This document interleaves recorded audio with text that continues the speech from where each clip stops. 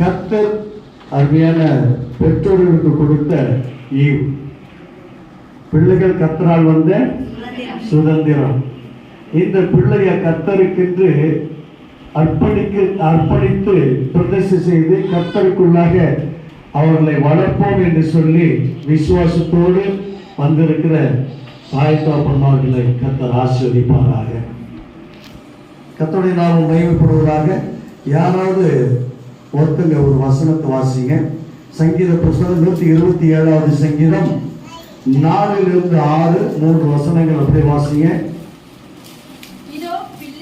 இதோ பிள்ளைகள் கர்த்தரால் வரும் சுதந்திரம், கற்பத்தின் கனி, அவரால் கிடைக்கும் பலன், வாழ வயதின் குமாரர், பலவான் கையில் உள்ள அம்புகளுக்கு ஒப்பாய் இருக்கிறார்கள்.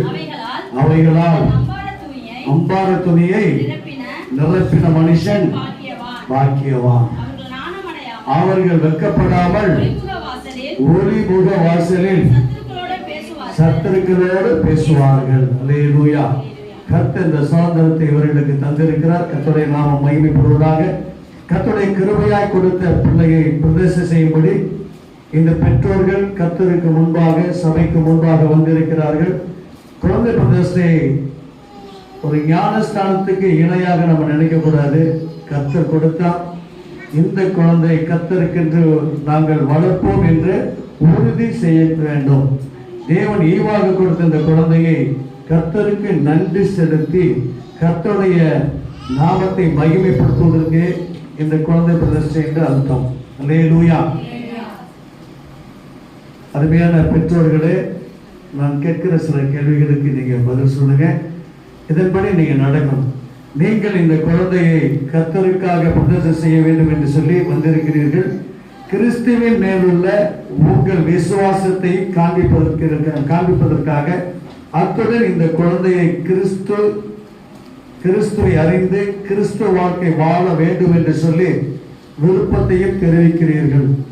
கர்த்தர் உங்களுக்கு தந்துள்ள எல்லா ஆசீர்வாதங்களை பார்க்கிலும் இந்த குழந்தை பாக்கியம் என்பது பெரிதான ஒரு காரியம். ஏன்னா அடுத்த தலைமுறைகளை உண்டாக்குவதற்காக கர்த்தர் கொடுத்தது. அது மாத்திரமல்ல, நீங்கள் இந்த குழந்தையை தந்த கர்த்தருக்கு நன்றி செலுத்துங்கள். குழந்தை கர்த்தரால் ஒரு சுதந்திரம். கர்த்தராகிய நீர் இந்த குழந்தையை உம்மிடத்திலே கொடுக்கிறோம், உம்முடைய விருப்பத்தின்படி இந்த குழந்தையை நடத்தும் என்று சொல்லி நீங்கள் தினந்தோறும் என்ன செய்யணும்? ஜெபிக்க வேண்டும்.